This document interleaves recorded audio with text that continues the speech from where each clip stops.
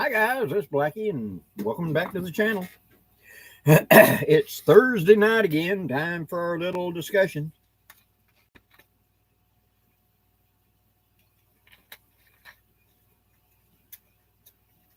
Y'all have to forgive me, I'm woofing down a tuna sandwich from Subway for supper tonight. So that, Hello Justin, hope things are going okay in Texas. Chris, hello there. Craig, hello. Tim Pierce, hey there to Eastern North Carolina. Hope y'all are doing good up there. Jeff, hello to Newfoundland, Canada. Gary, hello there. Okay, Punji Wagon, hello there. Good evening. Appalachian Outdoor Adventures, hello. Ken Albert, good evening, brother.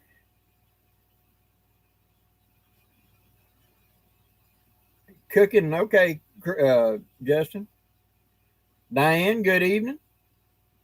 Hector, hello. 2020, good evening. Dear boy, good evening. Hello, Bob in Southwest Ohio. Yeah, I saw all the flooding out there in Central Texas. Pretty bad. Bill, hello. Renee, hello. Herbert, hello there. Yeah, they said you may have a tropical storm form right underneath you. We got a cold front sitting on Alabama right now. It's raining, and then the temperature is dropping down into the low 80s. Right now, it's 79. Hurricanes don't push, that kind of storm front don't push in. We're seeing waves of rain come over. And I mean, it'll be a black cloud and it pours like I'll get out for 30, 40 minutes. And then it breaks up. I like the cooler temperatures. I'll take the rain as long as it keeps it cool.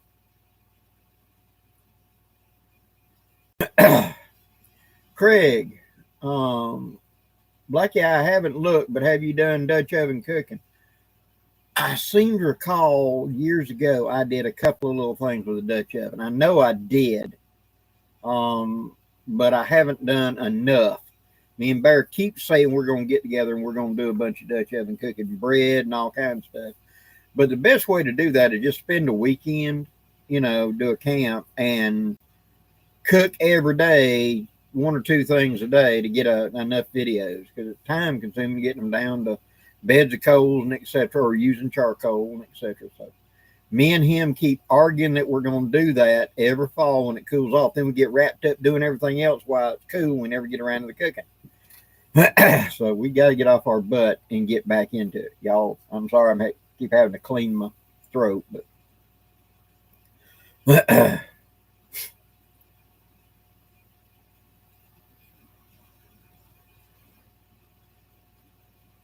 Tim Harper, good.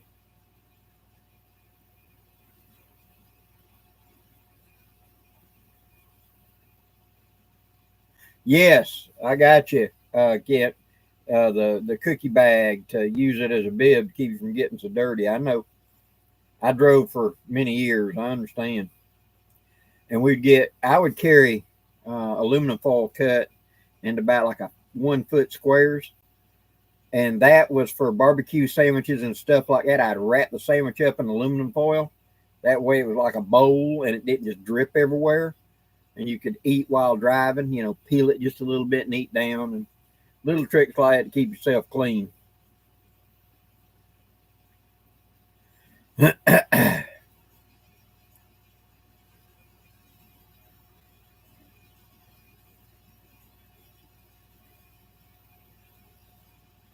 Mitchell, I'm sorry you're having the sciatic nerve stuff. That can be just literally a pain in the butt. I understand. When I get mine, it runs down my side and it's like somebody stabs me with a knife pick.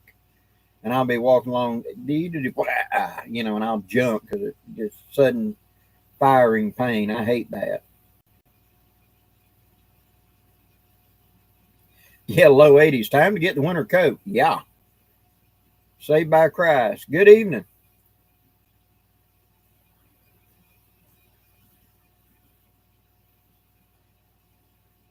I hear that. Just I saw that where the jet stream is completely moved around.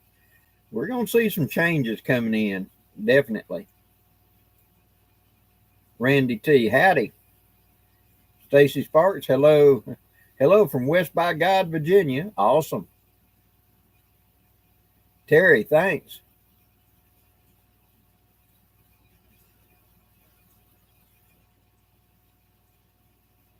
A 25-foot wall of water or canoe, you're just gonna roll over. You're not gonna breach over that without a motor to push it. Patriot Preacher, good evening. Tad, good evening. From Burnville, Pennsylvania, hello.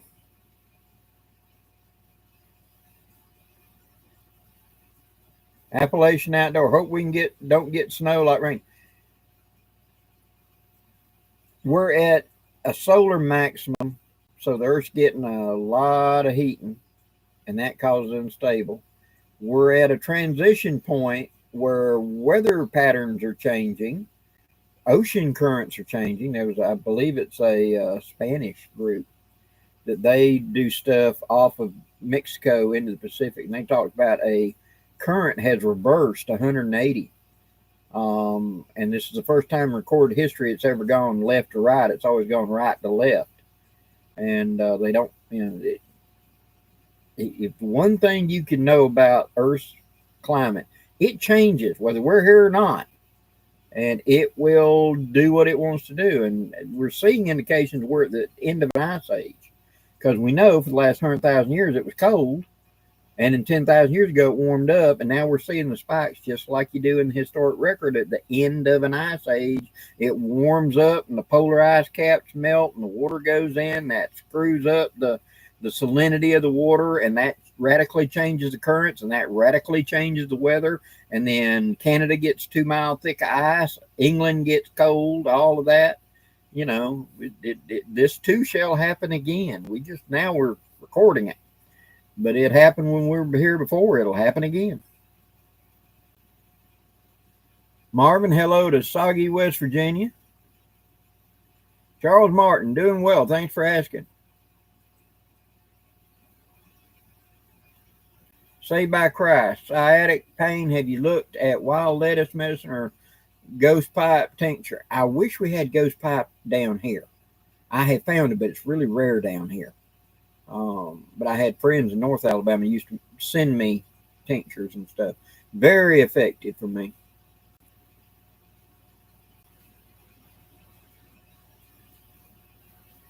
Mitchell, yeah, those little plug-in heaters, the little food cookers, little ovens, they work fairly well. Excuse me. Kenny Howell, how you doing? Bear's in the house. Hello there, brother.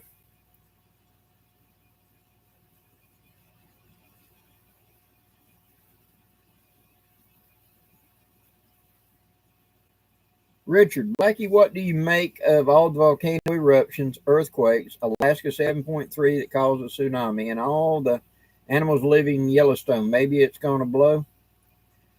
Possible. I don't believe Yellowstone's going to blow yet because they're monitoring it well enough, and there's always this big uplift before it goes. We have seen in recorded history that huge lava dome under there fill and deflate several times. So I don't think Yellowstone's going to go. Now the Cascade is a really good chance it's going to go off. And the last time that happened was 1700 because the Pacific plate turns, and here's the thing. Los Angeles is never going into the sea. It's on that plate. It'll be part of Alaska and Japan. It's on the other side of the fault line on the American side that's going under that plate. So all that city and all that's sitting on that plate, it's just going to rotate around. That plate is turning like a clock. And you see how, like the Alaska earthquake back in the 1960s, the Indonesian earthquake where 700 miles of the ocean floor jumped up by 70 feet. It's where the pressure is. And it's doing. And I follow a lot of big head stuff, so I won't bore y'all with the details. But when we're in an ice age, the weight of the ice at the top of the bottom kind of squeezes the earth. And instead of it being round, it kind of bows out in the middle, and ovoid spherical is what they officially call it. But it's kind of like you take a marshmallow and squeeze it just a little bit. When the ice goes away, you get rebounding and the ground goes up and the middle comes back in. And for years, they were telling us, well, when we had the Apollo missions, they put a marker on the moon and they'd shoot a laser at it from Houston. And they said, oh, late 1970s, oh, the moon is going away from us. We're going to lose the moon. It ain't. Houston, Texas is pulling away because the center of the earth is going, kind of like you can spin a ice skater. If they stick their arms out, they slow down. If they pull in, they speed up. Well, the equator is pulling in about the same rate that your fingernails grow. And the top and bottom is rebounding up because there ain't 2 miles of ice on it. And so you're going to have volcanic because the earth is readjusting, you know. And so that plate, the Japanese earthquake, the Indonesian tsunami, the Alaskan earthquake of the 1960s, the San Francisco earthquake, the 1700 Cascadia earthquake, all of those are connected because they're on the edge of that plate and that plate's trying to turn. And when it binds up, where it hadn't broke loose is where all the pressure goes. Well, you go around it and you start naming, in the last 100 years, every place has moved except Cascadia, which is off California coast. So that's where the pressure's at. It's kind of like everything's moved but it.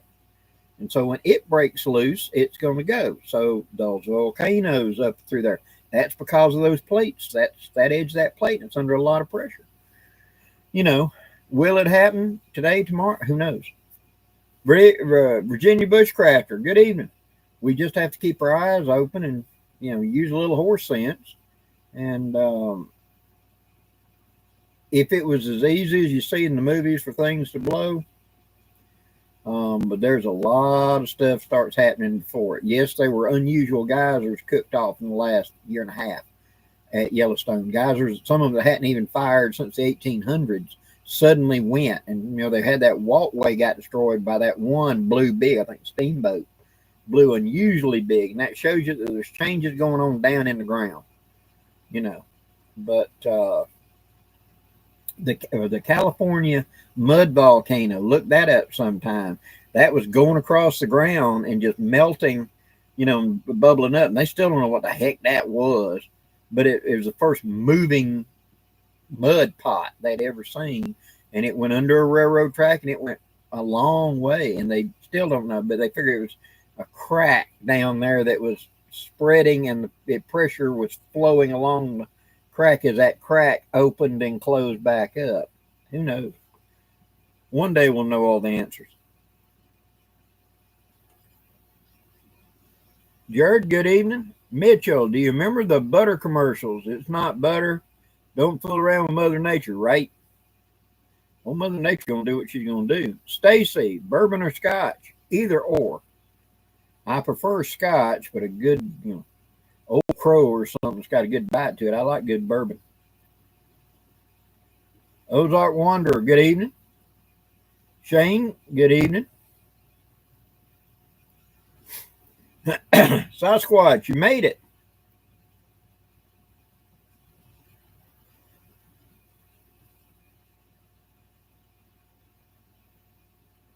Oh, Randy, Blackie, did your people string up green beans and dry them for winter, commonly called leather breeches? I remember leather breeches, but here's the problem within my neck of the woods. We're so humid, things rot. They don't dry unless you put them in a smokehouse or something to dehydrate them. The dehydrator that I remember as a kid was an old 50-something Chevy that they had taken the seats out of, put racks you could lay window screens on, and just had all the glass in it in Alabama sun. That was the dehydrator. But I do remember what you're talking about, strung on thing and etc. But we canned down here and froze was our predominant way rather than drying. Certain things were dried, but most of the time we canned them or frozen when I was a kid. I'm sure before refrigeration, there'd been a lot more of the drying. Hiram, good evening. Kodak, good evening.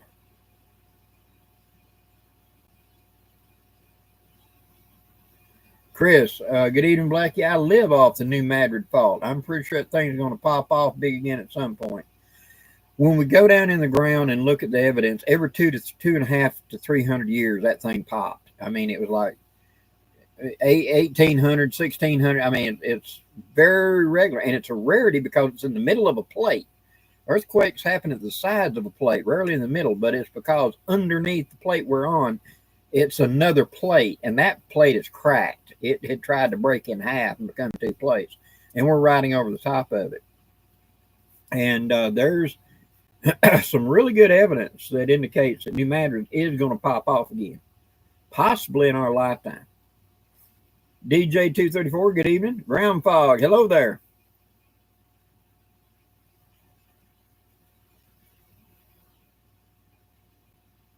Bear, you mentioned the caldera in Yellowstone. I read somewhere recently that dome has risen about 4 feet in the last 100 years. Yeah. They estimate the last time it blew, it had risen 200 feet in a matter of months. You know, it's a big, there are different kinds of lava. And Hawaiians got a lot, like Eskimos got names for snow, Hawaiians got names for lava. And the type of lava you see underneath Yellowstone, which is kind of an oddity because it's, again, in the middle of a plate, is really thick. And so it builds up and builds up and builds up and builds up, and it's really, really slow to come up to the pop temperature. Once it does pop, it's like a bottle of soda shook up that you do it. But it's so thick, it does not flow that fast. So you don't see it move quickly anywhere. And so you look at California, the Modoc area, which was a basalt lava, come out and just flowed like caramel, you know, and it did that for hundreds of years. There are other parts out there. PBS Eons did a whole thing talking about it, where big Yellowstone explosion went off, and it didn't cause mass extinctions because it just kind of burnt and slowly oozed out rather than being a big, huge explosion. And from what I've heard about Yellowstone, the explosion is the rarity at Yellowstone, not the other way around. Whereas a lot of the other volcanoes around the world, like that one, Popoahihi or whatever it was, that blew up, that was the biggest boom we ever seen. You could see it from space. That type of explosion is common there. It's a stratovolcano underwater, and it builds up, builds up, builds up, and got a lot of ocean pressure. When it finally pops and water gets in it, you get a big, huge steam explosion. So I'm sure that I'd love to just sit and have an in-depth discussion with a volcanologist, somebody really knows their stuff. I think it'd be really interesting.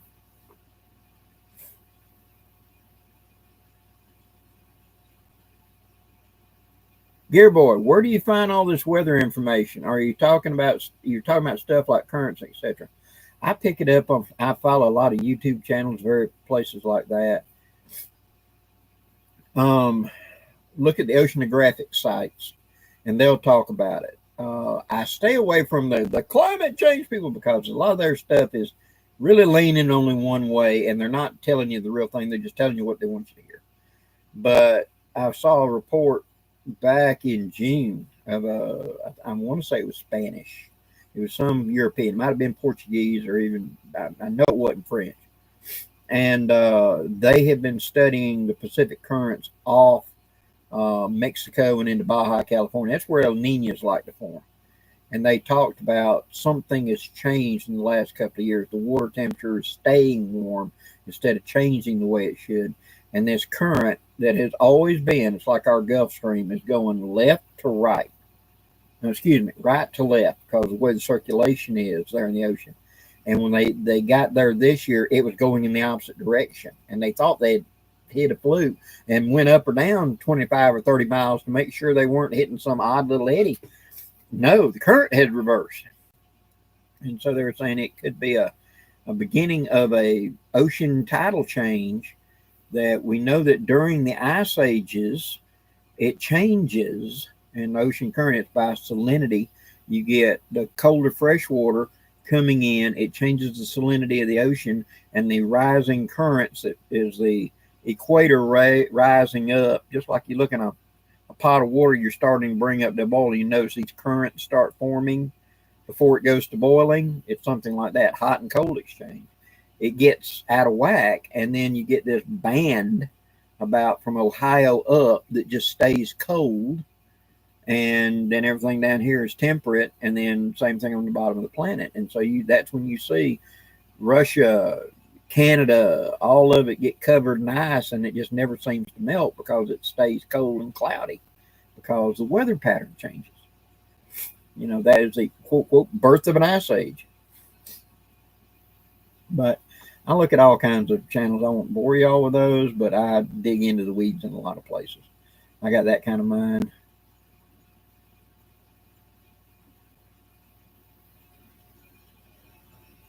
Metalworks. Blackie, what can I use to make fat wood shavings?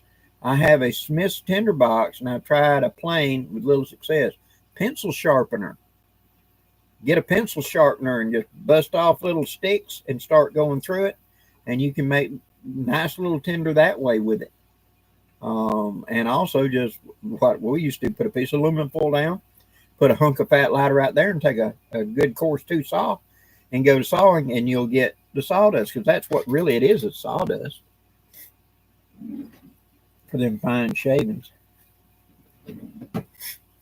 Y'all excuse me.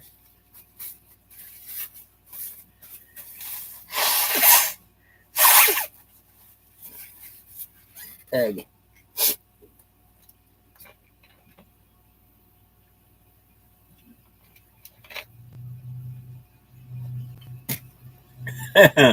Kent, Blackie, volcanologist, long live and prosper. There you go.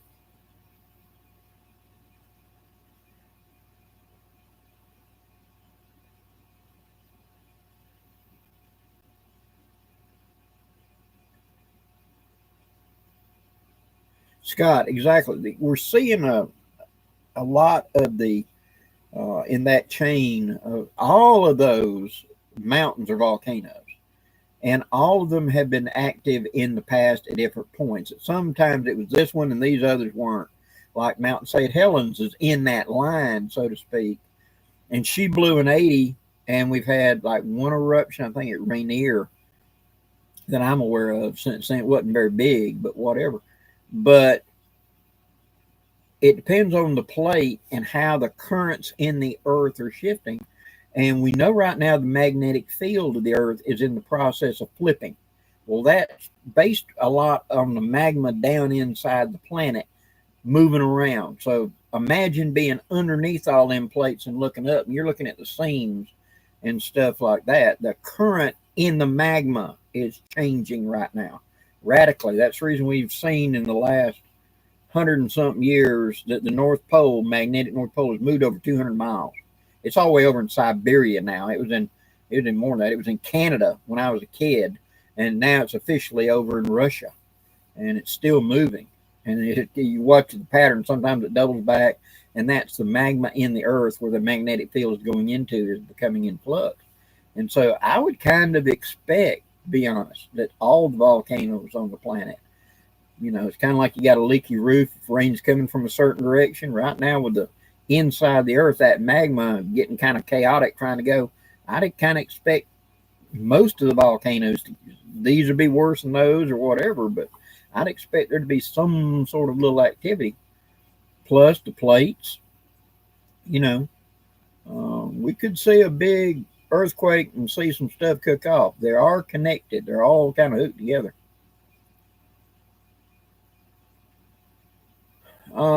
Tim Pierce, Blackie, has a stroke affected your memory? I did not have a 200 IQ. I had a high IQ, but not 200. And when they tested me last time, I had dropped about 22 points. But that could be age. I'm not young anymore, and so the bookshelf's kind of getting dusty up there. So I don't think as fast as I did as a young man. But it is. I have not had any major blockages of memory. We have. My wife and friends have sat and talked extensively, trying to see if there was a gap in my memory, and thus far, we can't find one. I'll tell you a quick one. When we had just got back into ICU after they had got me out of surgery, and I woke up and we're doing all the checks to see if I can move or everything. I turned. I was asking my wife, to ask me questions and stuff to see if my memory was matching what it was. And I said, "Okay, ask me something." And one of the questions she said was, um, "Every car you've ever had, you name all your cars since I've known you." So I named them off. Every pet we've had, I went to naming names. When did this? What year did that happen? What year did this happen? And then she said, "Every girlfriend you ever had." And I looked down and said, "You're trying to set my ass up, aren't you?" And all the nurses went to dying laughing at the same time. "You're trying to set my ass up, woman." No. And she looked at the doctor and said, "He's okay."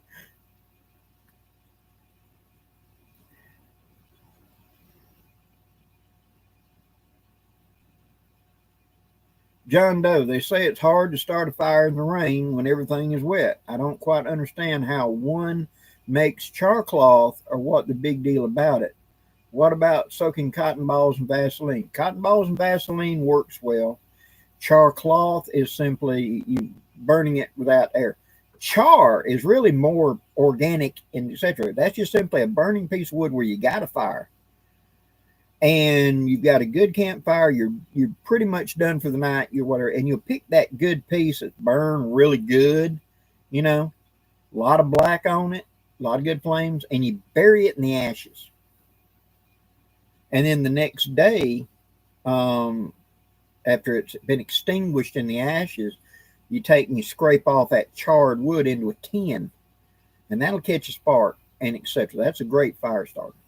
The problem with starting a fire in the rain is getting the heat transfer, because water, when you heat it up, boils and therefore turns to steam and therefore steals heat and therefore reduces it down. And you'll see this where you'll get on the ground and the ground's been wet. It's been raining, but you'll lay some sticks up there and you'll build a fire on top of it. And initially it burns well. And then after a few minutes, 10, 15, just depends, when that ground heats up to the point that the steam starts coming out of the ground into the fire, you see the flames start dying down because it's acting like a fire suppression system. And even though you got air, even though you got whatever, it just, and it gets harder and harder to keep it going because of heat. Fire works by oxygen, heat, and fuel.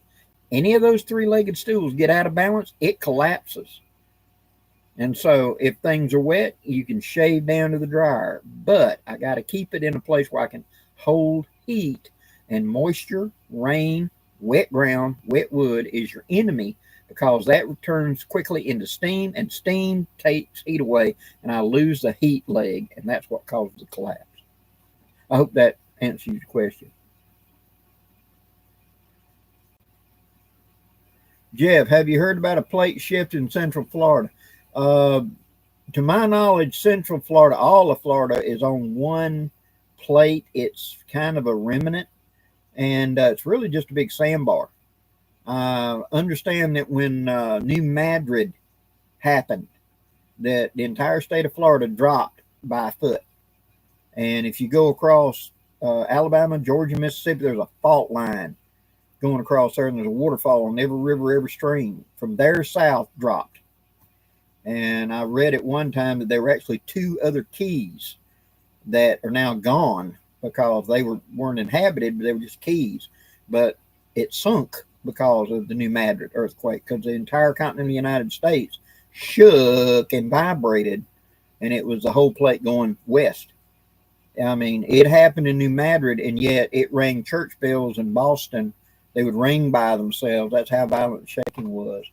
And go look up. There's a really good channel on YouTube called The History Guy. And he does a really good episode on the New Madrid earthquake, where it was first person to count of people that were on the river that were boat traffic going up and down. And they talked about huge trees falling over, things being launched into the air, and everything else. It would have been a nightmare to have been on that. And it was an entire pretty good sized settlement town just totally destroyed. So it's a really good episode. Randy, oh, you got in the one win without the flap. Good, good. I really love mine. Cow Tipper, good evening.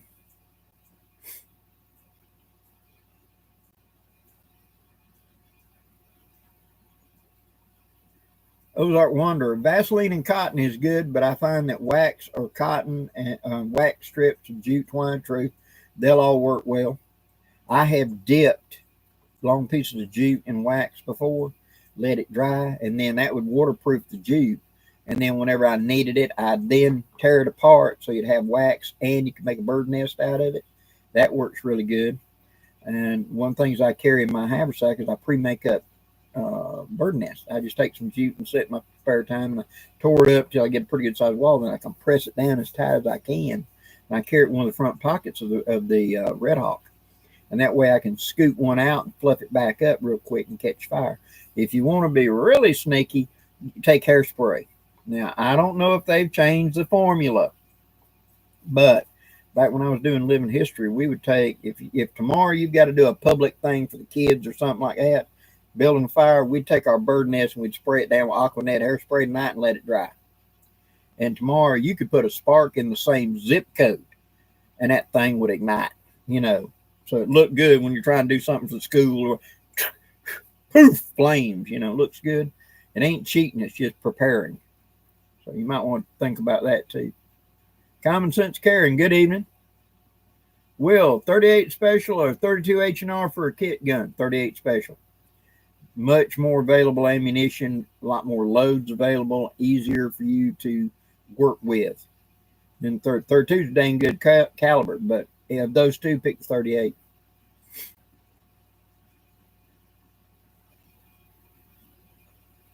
Patriot Preacher, yep, you can make those wicks, burning wicks that way, work well.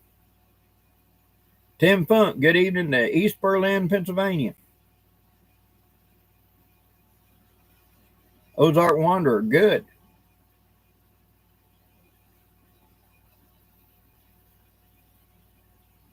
Oh, yeah, Charles Martin, one of those wax cotton circles, yes. They work well, too. Outdoors and backwoods, nah. We just get started about right at 7. I normally start like 5 or 10 minutes, just whatever. I finish supper and I run out here and jump on camera. So I pick up the wife at 6. We grab supper or I have supper ready. And then when I get done, I come out here and set up. And it's usually like anywhere from 10 to 7, something like that. We've been on for 33 minutes. So we're not terrible out.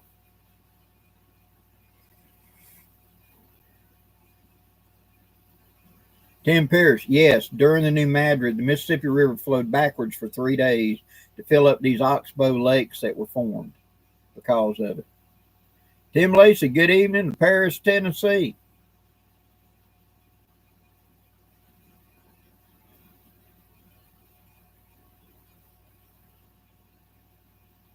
Garen, that's correct. New Madrid did more damage because California is not really, but we'll call it soft. The dirt and rock is kind of soft, and it's mostly desert, but you know what I mean.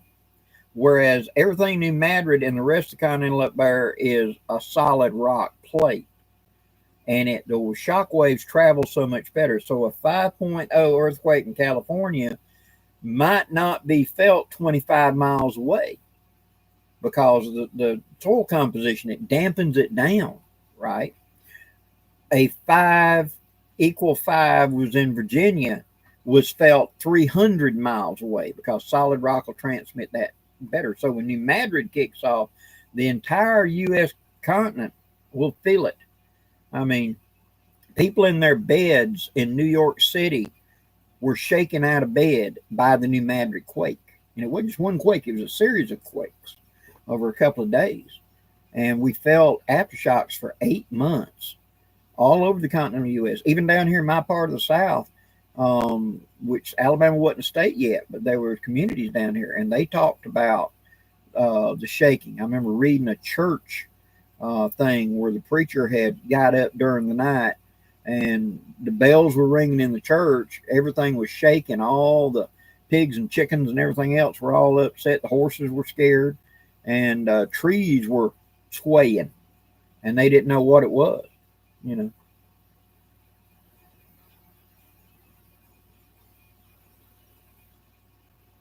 Okay, good, Justin. Yeah, Aquanet's still flammable. Good.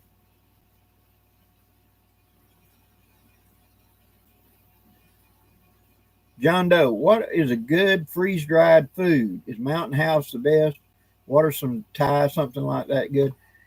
Um, I have eaten Mountain House. I've eaten several of the others, and I don't eat that much of the freeze dried. So I can't really testify. Mountain House has been adequate to me. I've got the stuff at Walmart. I've got a couple other things with it. If you're doing backpacking where the weight is absolutely crucial because you're doing a long hike and you've got to carry the food, dehydration is the way to go because it's light out. Whoop, it sure slipped. And you got to carry the food. Then you need that kind of dehydration. Um, I have never, I ate, even had old military lurps, you know, from the chicken and noodles was my favorite of the military loops out of Vietnam. We used to get surplus. But my advice, carry spices. They don't have that many menus, and being able to throw different spices will make it taste a lot different.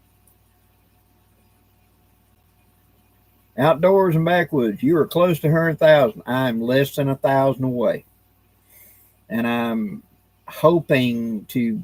I'm pretty sure I'll break it this year.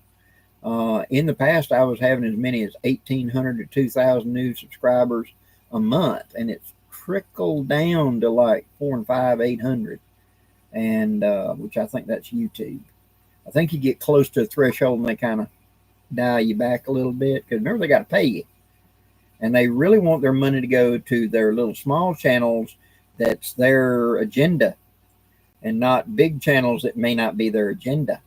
So I saw that with Sean and them. Sean was hanging on a thread trying to get to 1 million for a long time, and he finally got over that mark. But we'll see.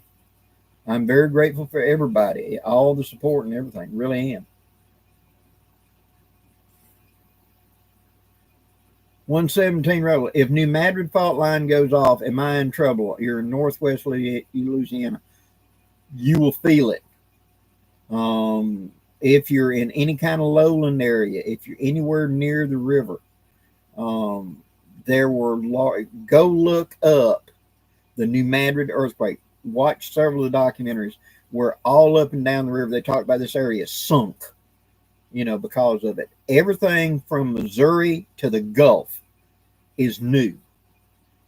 There was no Louisiana 9,000 years ago. The entire state of Louisiana is only 9,000 years old, and that's the silt coming down has built it up.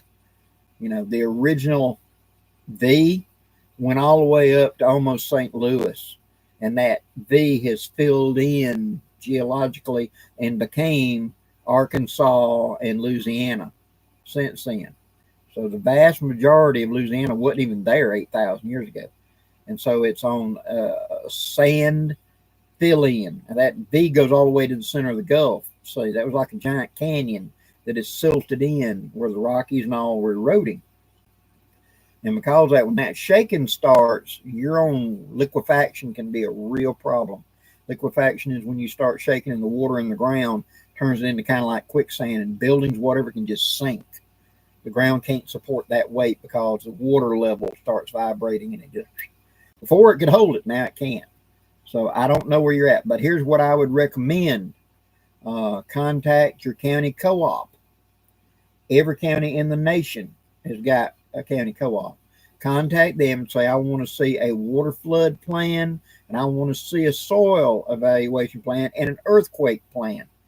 Every state, even places that ain't nowhere near a fault line, have got it. And so it will tell you what risk you should have of liquefaction in your area. So that could be a factor depending on what the water content in the ground underneath you and etc. That if it went to shaking, a big building may just sink. I don't mean like gone, but it will go down to the ground like an elevator going down. And you might want to check into that.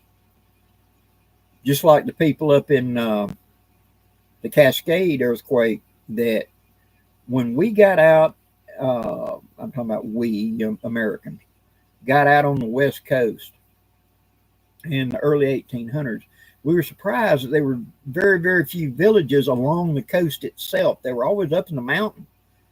And why ain't you down here? Because most people in the world live along a coastline. And it was because of the 1700 earthquake that caused that tsunami that hit and went to the top of the mountain. So where Los Angeles is now, that was a 200-foot wave went over that, and we saw evidence of it. The natives talked about the sea gets angry and runs to the mountains. So they were living on top of the mountains. And we thought, they're just, superstitious, whatever. No, they've proven it. When I was a child, I remember there was a mountain in California that they wanted, pretty good ways in from the coast. And they wanted, this Native American tribe wanted it declared a sacred site and wanted it protected. They did not want mining interest or anything like that in it, because they said that when the Great Flood had happened, they had took refuge in caves at the top of that mountain. And that when the waters receded in the creek at the base of the mountain were orcas, killer whales, a whole pod of them was trapped in this little small canyon as the waters receded and died there. Well, I remember them having it on like the 6 o'clock, the 5:30 news talking about, Native American rights and everything else. And at the end of it, they basically, the government blew them off and said, we're not going to follow no superstition. But I do remember the chief getting up his final statement that says, you will not, you call what we say superstition, and therefore show me one board from Noah's Ark. Well, in the 1990s, they got archaeologists looking around, and guess what they found in that canyon? Orca bones. And this is like 150 miles inland. And these are not some ancient whale. When they dated them, they were from 1700. And now we know that the Cascadia earthquake cooked off in October in 1700. And that wave brought orcas all 100-something miles inland. So that gives you an idea how big things can shake up.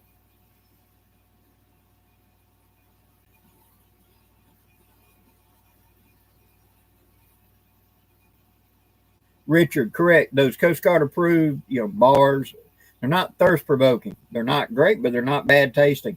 I carry those in my vehicle as emergency rations in my vehicle, because they can take the heat really good. And what I'll do is I'll buy a new pack, and that'll do my 6 months. And after it's been 6 months in the winter out there, or actually I run from October to March. So that's my cold season. I'll pull them out and throw them in my camping gear, and I'll eat them as a snack, and put a new box, a new packet of those Coast Guards into my bug out stuff inside my vehicle. And then from March to October, because it went through the summer heat, and again, I'll pull it out and use it for fall camping as a snack. So they work really well, though.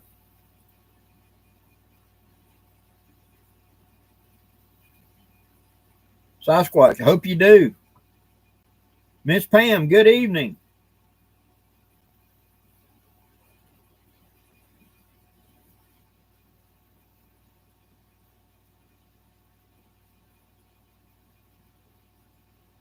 Yeah, liquefaction is a monster. I remember when the Japanese earthquake happened in 2010 or whatever it was, and they were showing sidewalks that were doing like that around these skyscrapers. You're looking at all these big buildings, and you're watching blocks of sidewalk do like that, and it's bubbling around out there, and the geysers coming up in the middle of the thing.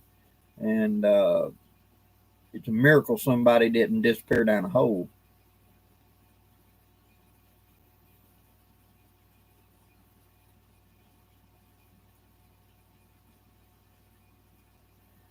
Gulfport. Blackie was a Chila Mountains and your Talladega Mountains connected at some point. When the plates pushed up, any of the large land masses on this plate on the east of the Mississippi were in some way connected. The Gulf was what broke it from going all the way to Mexico. But the Gulf was a huge canyon that has silted in over the last couple million years and filled up. But when those pushed in, obviously that plate, the Juan de Fuca plate, because that's what Cascadia is at. You got the Pacific plate, then you got the Juan de Fuca plate, then you got the plate we're on. All you got is that Juan de Fuca plate that runs from California up to just south of Alaska. It's going under. So our plate was going over it. Okay. Obviously, those plates must have butted. And when they butted, that's when it went pushing up mountains on the east side and pushed up and made the Smokies back a couple million years ago, back whenever they were bigger than the Himalayas, you know. And this plate tried to crack because of that tension, but eventually it popped over the Juan de Fuca, and the Juan de Fuca is now the one diving and is disappearing. Eventually it'll be the Pacific and our plate, and the Juan de Fuca will be completely underneath us. So we're on top of that plate now. And at some point, a lot of this stuff was connected.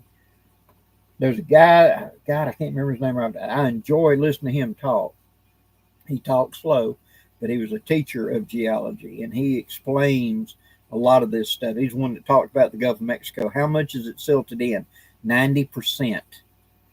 You know, that's how big that canyon. It would have made, you know, it would have made the Mariana Trench look like a ditch, you know, but it finally silted in. So there's a lot of stuff that I really enjoy once in a while, put on and watch videos.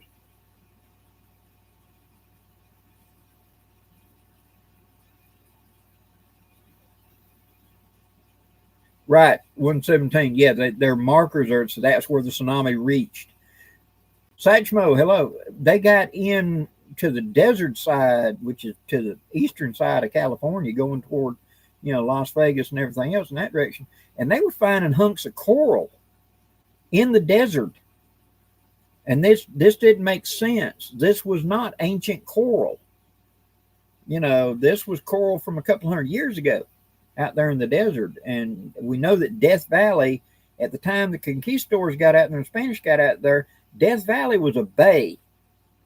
And an earthquake cut it off access to the ocean, and it evaporated out. If you get out in the middle of the Death Valley, there's ships out there.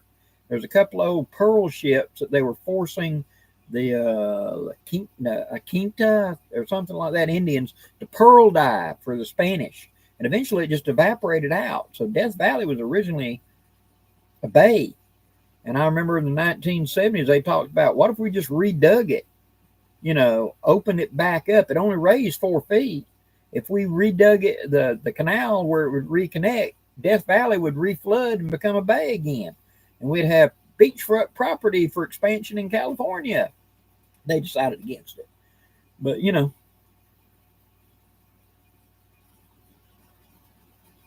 Charles Martin, do you ever put those little cracker kids packages in your pack? Yeah, especially in the fall when it's going to be cool. A little hunk of cheese, a little hunk of meat, you know, nuts, whatever. Great little carry along. As long as it's not going to be too hot for it. So if we're going to have a daytime high like 42 or 43, yeah, there's a perfect slide in the haversack. It works just fine.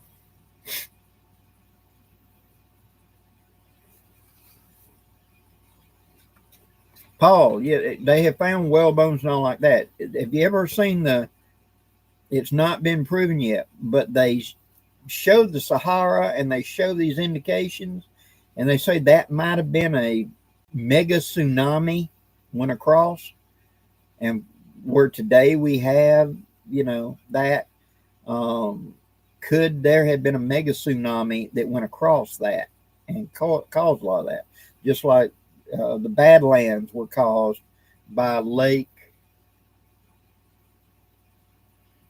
Missoula, which is where a glacier was plugging up, and this huge lake, bigger than the Great Lakes, would fill up, and then the water pressure would eventually crack that glacier, it'd break, and you'd have an 800-foot high wall of water that would run from Missoula, Montana, all the way to the Pacific Ocean. And so it went across Idaho and Oregon and southern Washington. And it didn't do it once. It did it 30, 40, 50 times over thousands of years. And it would just build up and then flush, and that's what made the Badlands or the Scablands out there. So we've only been on this continent, what, 200-300 years? We're still learning stuff about it. It's like you move into a house and you go, what's this for? We'll keep finding stuff probably for another 1,000 years. Logan bread, got you.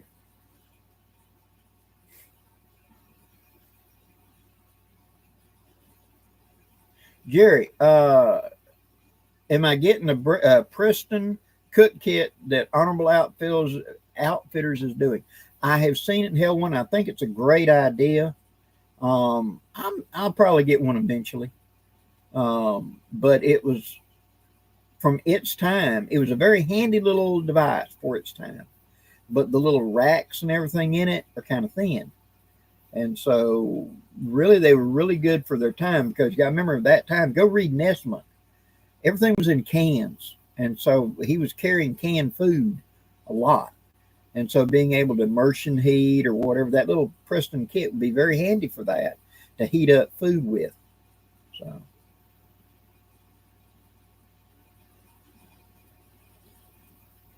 Ken Albridge, Blackie, would you name a few channels you follow as far as history and science goes? Oh, boy. Oh. Space Talk with Neil deGrasse, the history guy.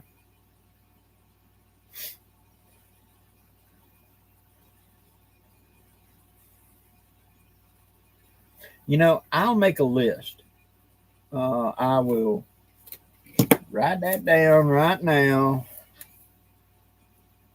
Make info YouTube list. And I'll report back to y'all a little later and give y'all some ideas of some of these places. My particular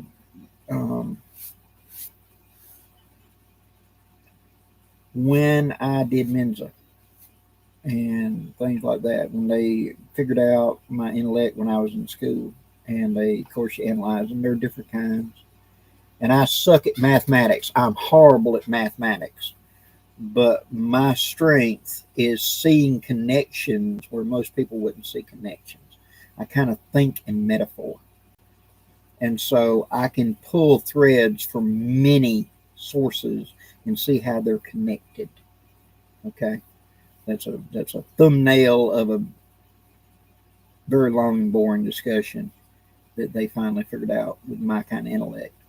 And from that, I follow a lot of channels that sort of don't make sense for why I would follow it, but I see connections like that.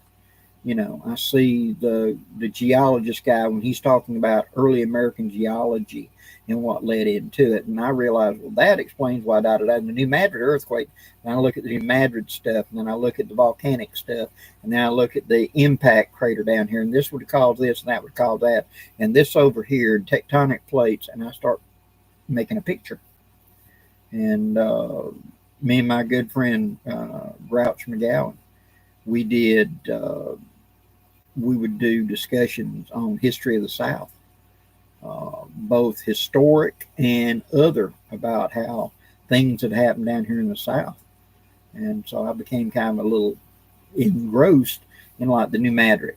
And why is the Florida sandbar? The water level during the Ice Age was 300 feet lower than it is today. And so you had Columbian mammoth in Florida, the Florida archaeological sites where I figured that out. And Columbian mammoth, their teeth, they're strictly a grass eater. They don't eat brush. And so that means that Florida was like, it was double the size of the state is now, because water level was lower. but the water table was 300 feet lower, which means there's not a river in Florida today that existed back then. And that's the reason you find sinkholes and so many animals at it, because they could not find water. Florida looked a lot like Kansas. It was grass. There wasn't enough water there for trees. And so big animals, grazers like the Columbian mammoth, would be eaten there. And then climate changed a little bit, and we start seeing woolly mammoths. Woolly mammoth's teeth are a brush eater. He doesn't eat so much grass. He eats brush, like small trees and leafy things and stuff like that. And so when you see Columbians, you don't see woolly mammoths because they're two different food groups. And so it points out that I watched about a 1-hour documentary on Florida during the Ice Age, and it was talking about that, and I threw that into the mix about time, change, water, etc. So I won't bore y'all anymore. Trust me, it's a long story. John Loudermilk, good evening, brother. In fact, the whole hill right here behind my house is a 66 million year old reef. Back when this was part of an ocean floor, I'm in part of Alabama, predating what we're at now. It wasn't part of the Gulf. That was the ocean floor, 66, more than that, 64, 65 million years ago. And right behind my house, you can go out there and dig down dirt, and you bring up these rocks that are just solid full of seashells. That was a reef. But you go a quarter mile in any direction, it's just sand. So this was a reef back then, and it just got forced up. I just noticed stuff like that. John Doe, I carry a Ruger 380 LCP in my right front jeans pocket. A better alternative. Actually, the 380 is not a bad idea. With the small handguns, when you go to bigger power, doesn't mean you're getting bigger bang. Ross Seyfried, who was the world handgun pistol champion twice, when he retired from writing and professional stuff, he went out to Idaho, and he has Windsong Ranch, where he has elk, and you pay him to come elk hunt. And he wanted a gun for a coup de grace, so that you, the client, had paid money to shoot an elk, and the elk is down, but he's not quite dead yet, and you're at point blank. You walked up to it. He didn't want you to shoot it again with a 300 Magnum or whatever, make a big splash and everything else. So he wanted something like a 38 or something to come up and shoot. And so he picked a Ruger 100, the little bitty short pocket, in 357. And this guy's a handgun expert. Remember that. And he took his hot hand load that he had for a 357 and loaded it. So it should do fine. Well, as luck would have it, after a couple of months, they had that situation where a big buck was down but was still breathing. So he walked up, in a range of 5 feet, he aimed right on top of the forehead, and he shot with that 357. And the elk shook his head and started getting up, and he shot again. He emptied all 5 shots into a 2-inch circle, and the elk kept getting up. He grabbed the guy's rifle and put it down. And when they did a post-mortem and he cut, every one of the bullets was just sitting there on the skull. Not one of them had penetrated. It went through the skin, but not into the skull. And he couldn't believe it. He knew how hot his hand load was.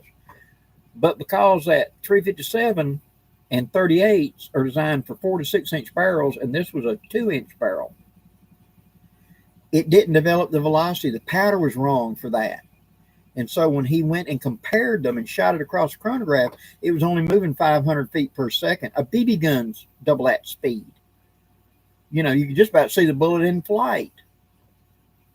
And so he figured out that the 9mm 2-inch was a better choice, because the powder that's used in 9mm is designed to burn up right now. And so the velocity was much, much higher with the 9mm than it was with 357 in that platform. So if you're wanting a small pocket size, 9mm would be a really good choice if you want to go up from that 380 and a full bore 9 in like one of the little small pocket revolvers. And there's several of them available now. Would be a better choice. Backwoods Collector, good evening.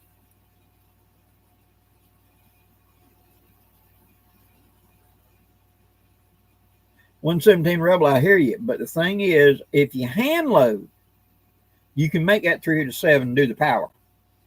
But the powder is designed for a 4 to 6 inch barrel. Remember that cylinder gap. When you put it in a 2-inch barrel, you're getting a lot of flash, but not that much power. Shoot across the chronograph. You'll be amazed how much it reduces the power. And you get where throwing a rock's better. So try that. You can hand load and do it, but you do powders that burn fast and get that kind of power.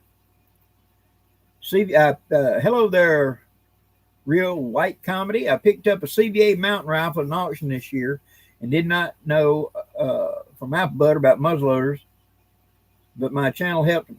Glad to help, brother. Really do. Glad it worked out. I hope. I've started doing a little bit of my percussion stuff, and I will be posting a video this Saturday. I'm not monetizing it. I'm keeping it flying under the radar. See if they'll leave it alone. And if they will leave it alone, might do some rifles and some shotguns and something this fall. We shall see. Bear wants to start hunting this year with muzzleloaders again. So me and him talked about doing several. So we may be doing some stuff on his channel, but I'll clue y'all in that we're doing something on his channel.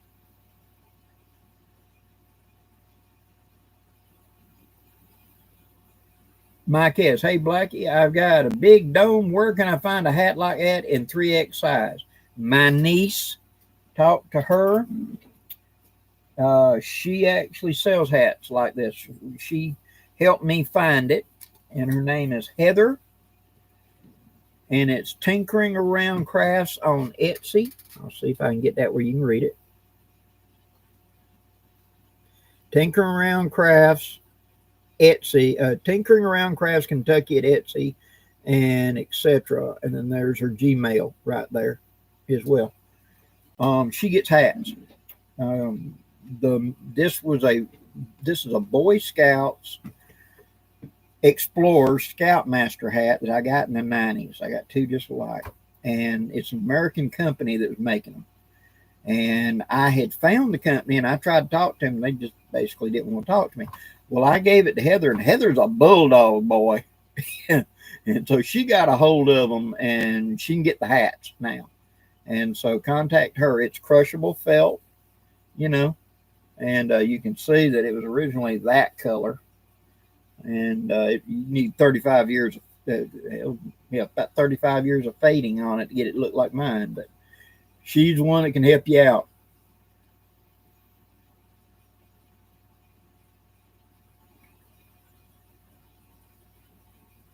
Gulf Coast Pine Belt. Blackie, where did you learn the legend of Slooky Odd? I read an in-depth story of it about the time that Forrest Gump, the movie, came out. And somebody said it was based on this, and it was a historic account of Slooky Odd and how he had stumbled into it seemed like every major name person from Washington all the way up to the 1830s. He just kept being reported over and over again. And he said this had to be the basis for Forrest Gump. And I remember reading it, and there are a couple of other references to it. When you look at the Battle of New Orleans, it talks about Jackson was sitting on his horse and that somebody climbed up on a cotton bale during the battle and